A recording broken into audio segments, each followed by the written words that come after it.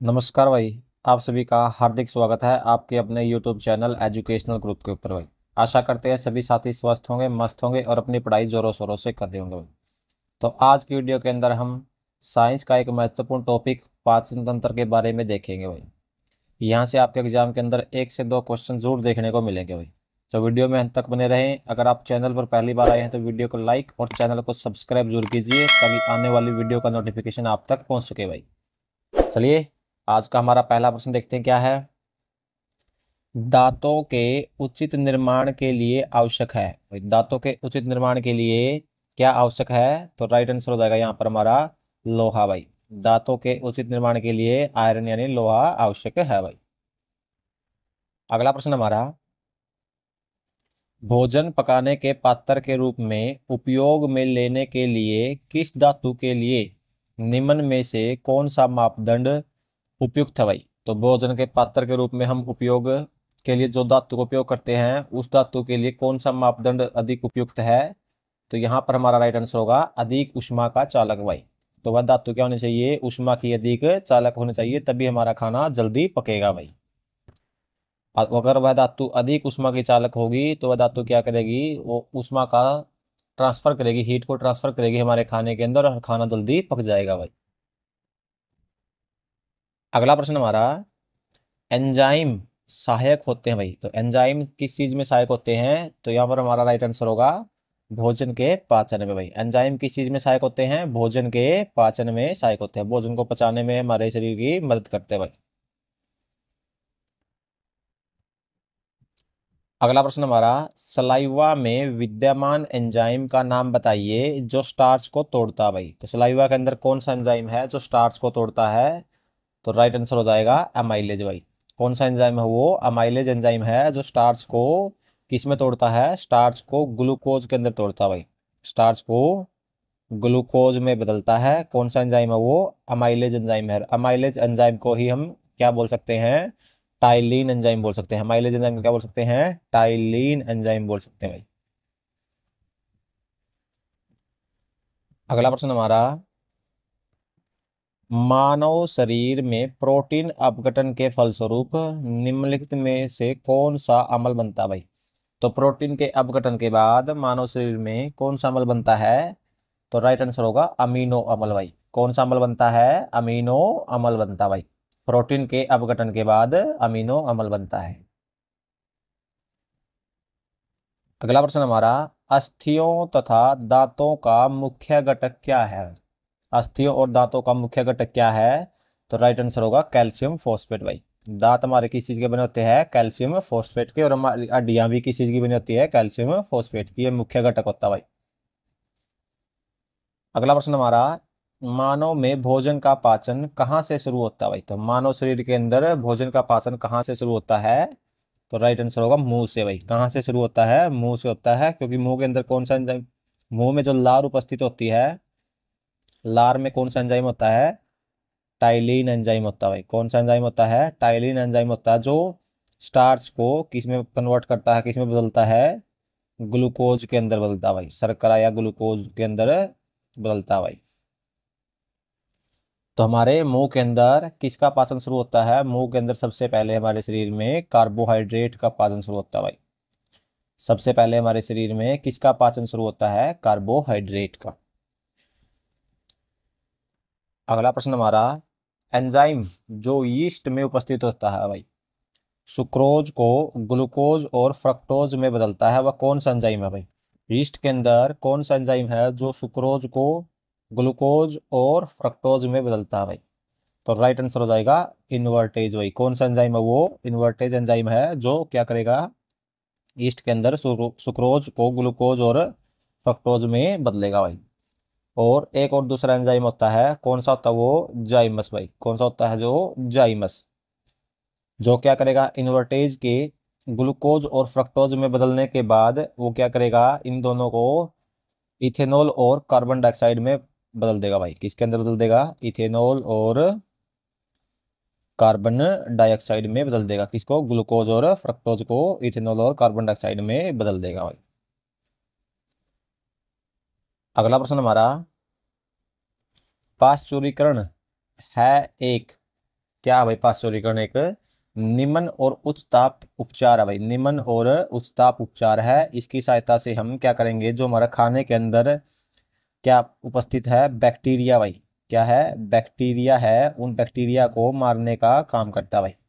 इसकी खोज किसने की थी? लुईस पास्चर ने की थी भाई। किसने की थी? लुईस पास्चर ने भाई। उन्हीं के नाम पर इसका नाम पाश्चुरीकरण पड़ा भाई। अगला प्रश्न हमारा, मनुष्य के मूत्र में कौन सा एसिड पाया जाता है भाई? तो मानव मूत्र के अंदर कौन सा एसिड पाया जाता है? तो राइट आंसर हो जाएगा हमारा यूरिक एसिड भाई। मानव मूत्र में कौन सा एसिड पाया जाता है? यूरिक एसिड है। बात करें मैलिक एसिड की, तो मैलिक एसिड किसमें पाया जाता है? सेब के अंदर भाई। ये भी याद रखना है, मैलिक एसिड किसमें पाया जाता है? सेब के अंदर। और लैक्टिक एसिड हमारा दूध दही के अंदर भाई। लैक्टिक एसिड किसमें पाया जाता है? दूध और दही के अंदर। बात करें टैनिक एसिड की, तो टैनिक एसिड किसमें पाया जाता है? चाय के अंदर पाया जाता है भाई। टैनिक एसिड किसमें पाया जाता है? चाय में। लैक्टिक एसिड दूध दही में, यूरिक एसिड मानव मूत्र में, और मैलिक एसिड सेब के अंदर, और टैनिक एसिड चाय में पाया जाता है। अगला प्रश्न हमारा, एंजाइम मदद करता है भाई। तो एंजाइम किस चीज में मदद करता है हमारे शरीर में? भोजन के पाचन के अंदर भाई। एंजाइम किस चीज में मदद करते हैं? भोजन के पाचन में। टाइलिन एंजाइम हो गया, पेप्सिन, रेनिन एंजाइम हो गया, हमारे शरीर में भोजन के पाचन में मदद करते हैं भाई। अगला प्रश्न हमारा, भोजन का पाचन सामान्य रूप से खालिस्तान में होता है भाई। तो भोजन का पाचन सामान्य रूप से कहाँ होता है? राइट आंसर होगा छोटी आंत के अंदर भाई। कहाँ पर पूर्ण रूप से भोजन का पाचन होता है? छोटी आंत में। भोजन का पाचन की शुरुआत कहाँ से होती है? मुंह से शुरुआत होती है भाई। कहाँ से शुरुआत होती है? मुंह से। और पूर्ण पाचन कहाँ होता है? छोटी आंत के अंदर भाई। भोजन का पूर्ण पाचन छोटी आंत के अंदर। तो पाचन तंत्र का वह कौन सा हिस्सा भाई जहां पर भोजन का पाचन नहीं होता है? तो वह हिस्सा हमारा आहार नाल भाई। कौन सा? वो आहार नाल है, वो हिस्सा जहां पर भोजन का पाचन नहीं होता भाई। बात करें बड़ी आंत के अंदर, तो बड़ी आंत के अंदर पानी का अवशोषण होता है भाई। बड़ी आंत के अंदर क्या होता है? पानी का अवशोषण होता है भाई। अगला प्रश्न हमारा, पीत रस का कार्य क्या है भाई? तो पीत रस का क्या कार्य है? तो यहां पर हमारा राइट आंसर होगा वसा का इमल्सीकरण करना भाई। पीत रस का कार्य क्या है? वसा का इमल्सीकरण करना भाई। अगला प्रश्न हमारा, अम्लीय जठर रस किसके द्वारा स्रावित होता है भाई? तो जो अम्लीय जठर रस है वो किसके द्वारा स्रावित होता है? तो राइट आंसर हो जाएगा हमारा अमाशय के द्वारा भाई। अम्लीय जठर रस अमाशय के द्वारा स्रावित होता है। अगला प्रश्न हमारा, मानव पीत रस जो एक पीले हरे रंग का तरल पदार्थ होता है, इसकी प्रकृति किस प्रकार की होती है भाई? जो मानव पीत रस है, बाइल जूस है, उसकी प्रकृति किस प्रकार की होती है? तो राइट आंसर होगा अक्षारीय प्रकृति का होता है भाई। किस प्रकृति का होता है? अक्षारीय प्रकृति का होता है। अगला प्रश्न हमारा, वसीय पदार्थ ज्यादा खाने से क्या होता है भाई? तो वसीय पदार्थ को ज्यादा खाने से हमारे शरीर में मोटापा चढ़ता है भाई, चर्बी बन जाती है भाई। तो वसीय पदार्थ ज्यादा खाने से मोटापा बढ़ता है भाई। अगला प्रश्न हमारा, मनुष्य में पीत रस का उत्पादन किस अंग द्वारा होता है भाई? तो मनुष्य के अंदर जो पीत रस का उत्पादन है वो किस अंग द्वारा किया जाता है? तो यहाँ पर हमारा राइट आंसर होगा जिगर के द्वारा भाई। जिगर यानी जो लीवर को बोलते हैं हम भाई।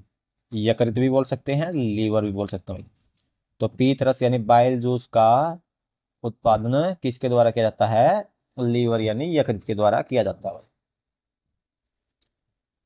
अगला प्रश्न हमारा, दोबारा से यही प्रश्न आ गया, हमारे शरीर में पीत रस कहाँ पैदा होता है? तो राइट आंसर होगा यकृत के अंदर भाई, लीवर के अंदर। और पीत रस किस रंग का होता है? पीले रंग का होता है। किस रंग का होता है? पीले रंग का होता है। और बात करें यहाँ पर हमारे पेट के अंदर भाई, पेट के अंदर कौन सा अम्ल पाया जाता है? तो हमारे पेट में HCl यानी हाइड्रोक्लोरिक अम्ल पाया जाता है। और हाइड्रोक्लोरिक अम्ल का पीएच मान कितना होता है? 0 होता है। हाइड्रोक्लोरिक अम्ल का पीएच मान कितना होता है? 0 होता है। अगला प्रश्न हमारा, कार्बोहाइड्रेट प्रोटीन वसा का पूर्ण पाचन कहाँ पर होता है? तो कार्बोहाइड्रेट प्रोटीन वसा का पूर्ण पाचन हमारी छोटी आंत के अंदर होता है भाई। कहाँ पर होता है? छोटी आंत के अंदर। बात करें पाचन की, तो कार्बोहाइड्रेट प्रोटीन और वसा का तो हमारे शरीर में पाचन होता है। पानी विटामिन्स इनका हमारे शरीर के अंदर भाई अवशोषण होता है भाई। पानी और विटामिन्स का क्या होता है, अवशोषण होता है, इनका पाचन नहीं होता भाई।